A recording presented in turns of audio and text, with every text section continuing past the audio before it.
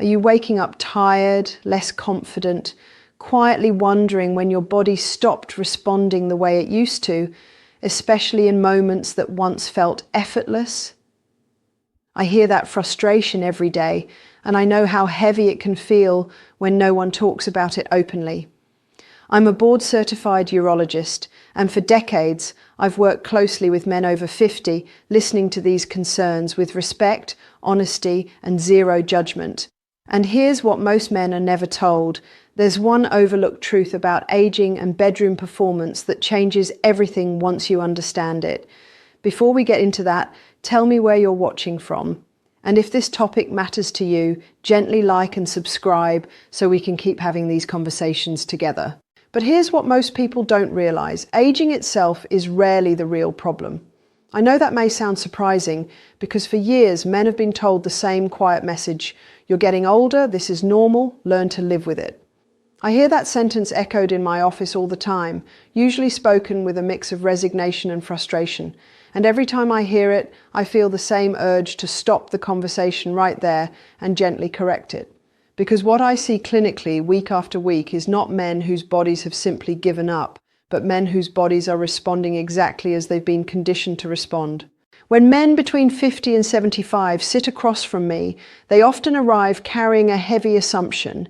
They assume their energy loss, reduced performance, or slower response is a straight line tied to birthdays and calendar years. But that's not how the body actually works. Chronological age, the number on your driver's license, is just time passing. Biological function is something very different. It's how well your systems are communicating, repairing, and responding in the present moment. And those two things don't always move together. I've treated men in their late 60s who function better than men in their early 50s, not because they're lucky and not because they have better genetics, but because their internal systems are still flowing, still signaling, still responsive. The body doesn't fail all at once. What usually happens is much quieter. Small systems slow down, pathways narrow, signals get weaker.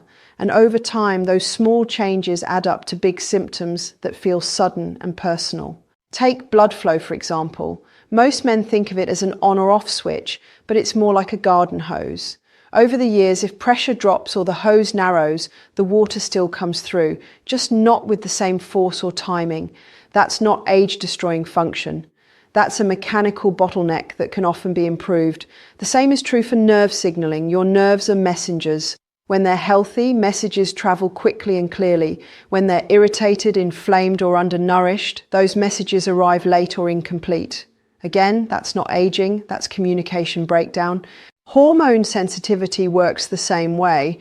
Many men become fixated on hormone numbers, especially testosterone, but what matters just as much is how well your tissues respond to the hormones you already have. I see men with normal lab results who feel anything but normal, and men with lower numbers who feel strong and steady. Sensitivity matters, responsiveness matters, and both are influenced by sleep, stress, inflammation, and circulation far more than most men realize. This is where misdiagnosis quietly enters the picture. When a man reports changes in performance, energy, or confidence, the easiest explanation is age. It's quick, it's comfortable, and it requires no deeper investigation. But too often, that label shuts the door on reversible causes. It tells a man his body is done learning, done adapting, done responding, and that belief alone can increase anxiety, which further tightens the very systems we're trying to improve. One of the most powerful shifts I encourage is a simple mindset change. Stop asking, what's wrong with me because I'm older? And start asking, which system is underperforming right now? That shift removes blame from your identity and places focus on physiology. It calms the nervous system. It reduces performance pressure. And almost immediately, many men notice a subtle improvement, not because anything physical has changed yet, but because anxiety has loosened its grip. When the body feels judged or rushed, it protects itself by pulling back. When it feels understood and supported, it opens up again. That's not psychology alone. It's biology responding to safety. And once you understand that aging isn't the enemy, you stop fighting your body and start working with it. But here's where it gets really interesting, because there's one silent system almost no man checks. One system that quietly controls blood flow, hormones, and nerve signaling all at once. And once you understand how it works, everything starts to make sense. Now here's the mistake most seniors make. And I say this with compassion, not criticism. Many of the men I see are doing what they believe are all the right things.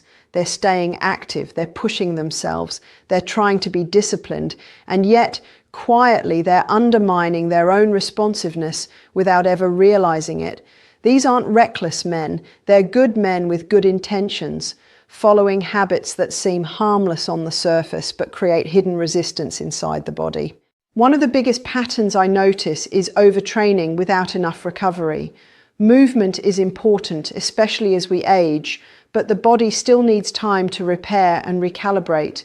When exercise becomes constant stress instead of adaptive stimulus, hormone signaling blunts, inflammation rises, and the nervous system stays on edge.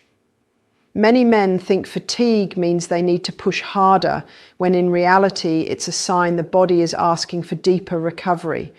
Without that recovery, responsiveness in the bedroom is often one of the first things to fade. Alcohol is another common blind spot. A drink or two feels relaxing, even helpful in the moment, but the body pays a quiet price later. Alcohol fragments sleep, dulls nerve signaling, and reduces nighttime hormone release. The effect isn't dramatic overnight, which is why it's easy to miss. But over time, those small nightly disruptions add up, leaving men wondering why their energy and response feel inconsistent. The same goes for late, heavy meals. Digestion competes with repair, and when the body is busy processing food late into the night, restorative systems never fully switch on. Sleep timing is just as important as sleep duration. I see many men getting enough hours, but at the wrong time. Late nights, screens before bed, irregular schedules, all of these confuse the body's internal clock. When that clock is off, hormone release, blood flow regulation, and nerve sensitivity all suffer. And yet men often overlook sleep as a performance factor, focusing instead on effort and willpower. Stress plays an even larger role than most men realize. Not just major stress, but low-level constant pressure, deadlines, financial worries, family responsibilities, performance anxiety itself. The nervous system doesn't separate physical stress from emotional stress. It simply asks one question: am I safe or am I under threat? When that system stays in threat mode, blood is redirected away from functions deemed non-essential. Desire and responsiveness don't disappear because you don't care. They step aside because the body is prioritizing survival. This is why trying harder so often backfires. Effort creates tension. Tension tightens blood vessels and interrupts nerve signals. The more a man monitors himself, the more pressure builds.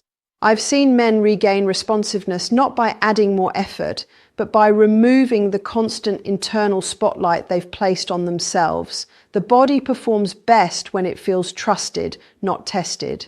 One simple daily adjustment I often recommend is creating a firm boundary between stimulation and rest. That means choosing a consistent time each evening when screens go off, meals are finished, and the body is allowed to downshift. Even 30 to 60 minutes of intentional wind down can dramatically improve sleep quality within weeks. Better sleep improves hormone signaling. Hormones support blood flow. Blood flow restores confidence. The chain reaction is powerful, and it starts with allowing the body to recover instead of constantly pushing it. When men make this shift, they're often surprised by how quickly responsiveness returns.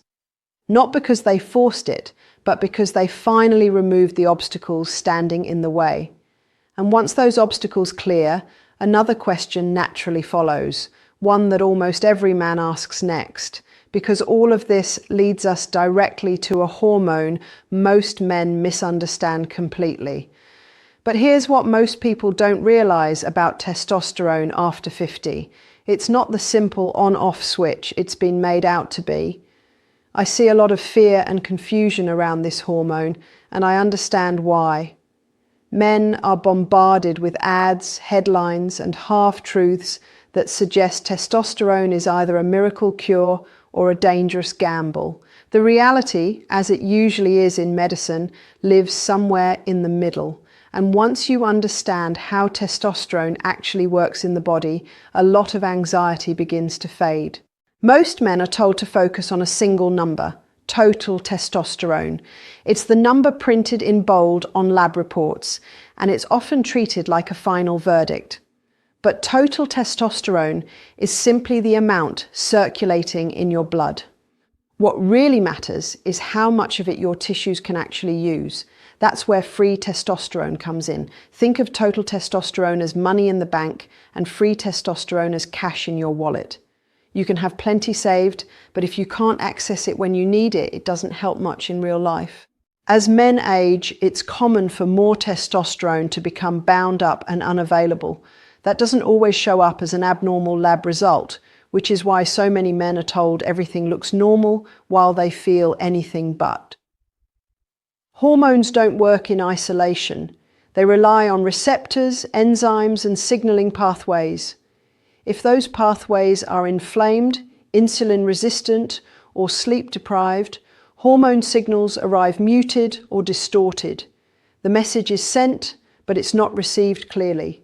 Sleep is one of the biggest regulators here. Testosterone is released in pulses, primarily during deep sleep.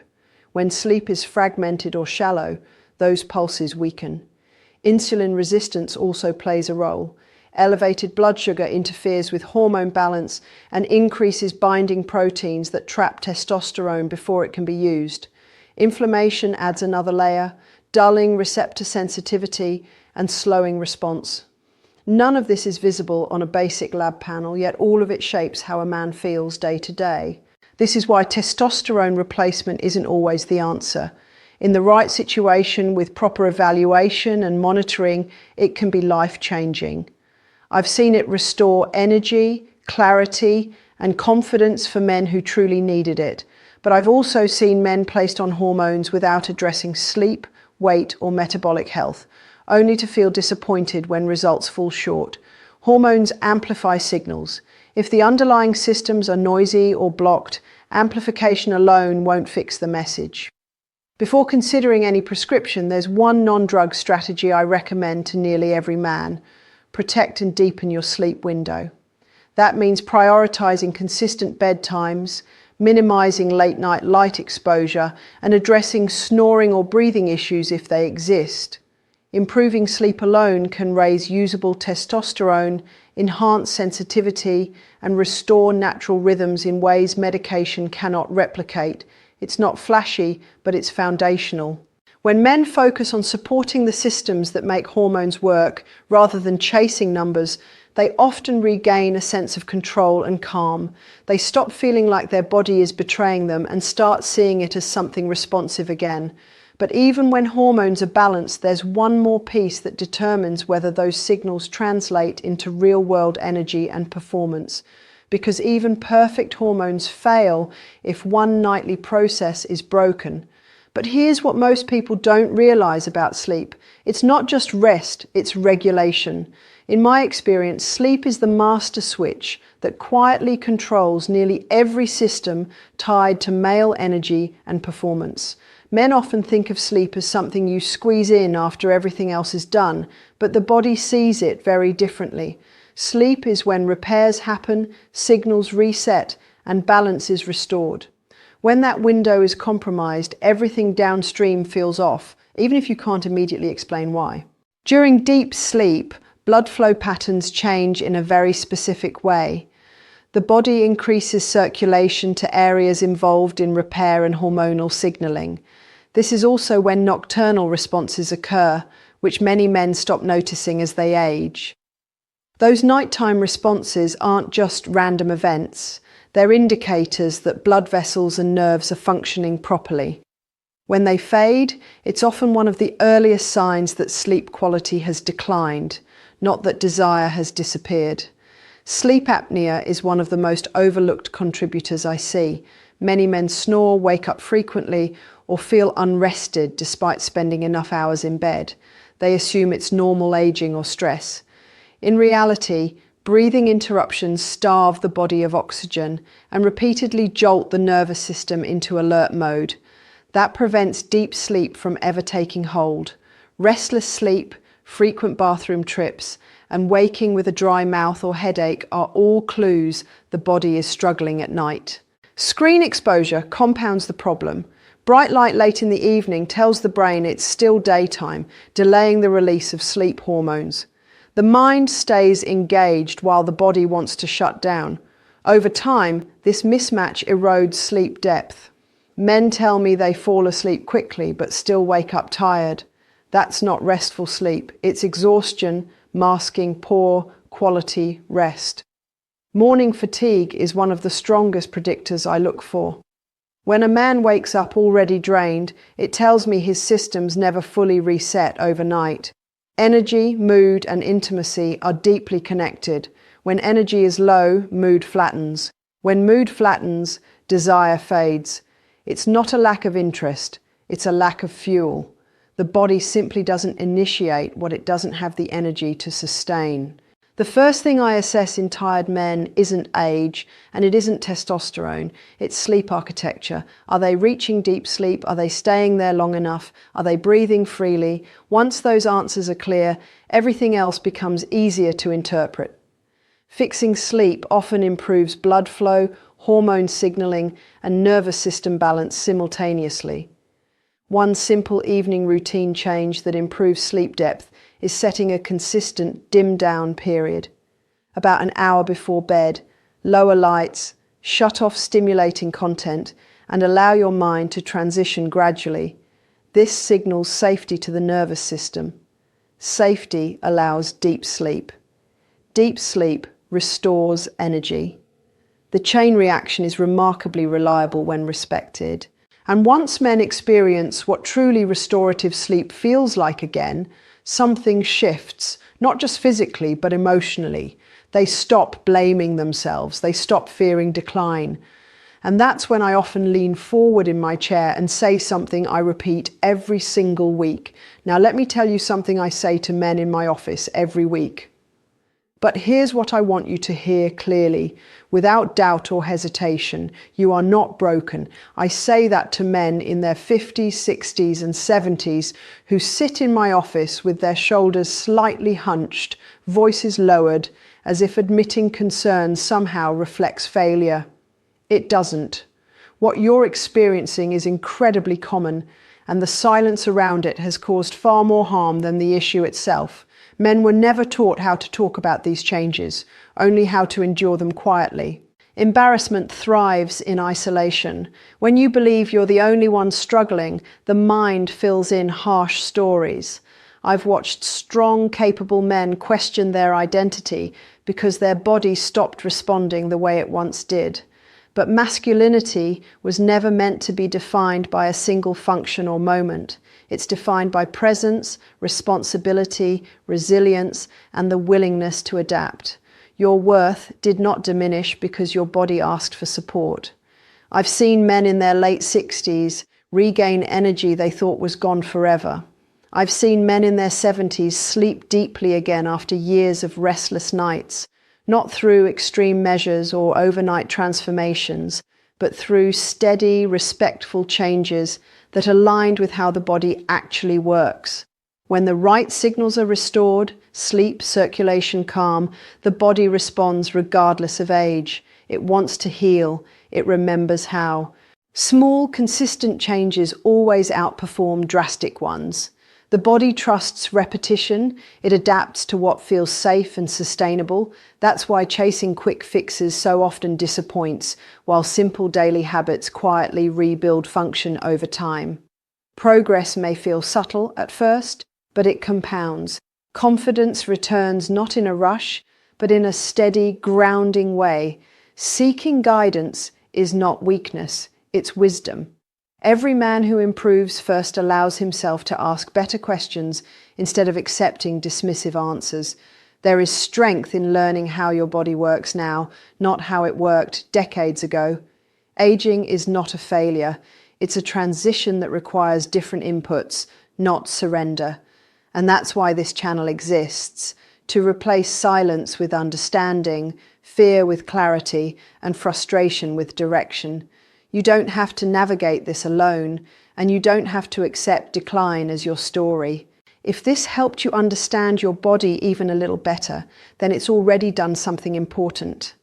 Knowledge changes the way you relate to yourself. It replaces fear with clarity and confusion with direction. And that matters, especially when you've spent years quietly carrying questions no one ever answered clearly. I want you to know you're not walking this path alone. There are men all over the world, just like you, learning how to work with their bodies instead of fighting them. That's why I invite you to join our community and subscribe, so you never miss guidance designed specifically for men over 50, guidance that respects your experience, your intelligence, and your dignity. This isn't about tricks or shortcuts. It's not about chasing youth or proving anything to anyone. It's about energy you can rely on, confidence that feels grounded, and a body that supports the life you want to live. When you understand how your systems actually work, everything becomes less mysterious and far more manageable. And now we can close the loop we opened at the beginning. Aging was never the real enemy. Neglecting the right systems was. Once those systems are supported, the body responds, often more than men expect. You deserve deep, restorative sleep. You deserve steady energy when you wake up. And you deserve confidence in your body again, at any age. Take care of your health, because you are worth it.